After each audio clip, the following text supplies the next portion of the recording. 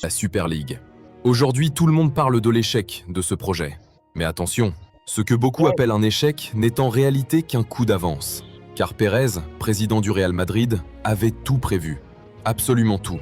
En 2021, Pérez a lancé le projet Super League avec 12 clubs fondateurs avec pour objectif principal briser le monopole de l'UEFA et redéfinir les règles du jeu. Et évidemment pour que les clubs participants génèrent plus de profits, comme il l'a si bien dit à l'époque dans le quotidien AS. Soit nous agissons rapidement, soit de nombreux clubs feront faillite. Mais Pérez n'a jamais été un président ordinaire.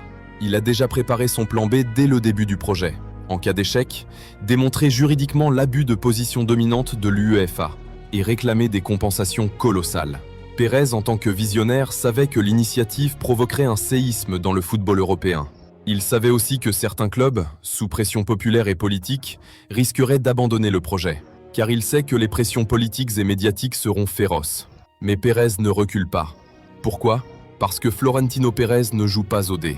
Il ne fait rien au hasard. Il calcule, il anticipe, il prépare chaque scénario. Et aujourd'hui, l'échec apparent de la Super League cache une victoire bien calculée. Son combat pour la Super League, loin d'être un caprice, est une tentative de rééquilibrer le pouvoir dans le football.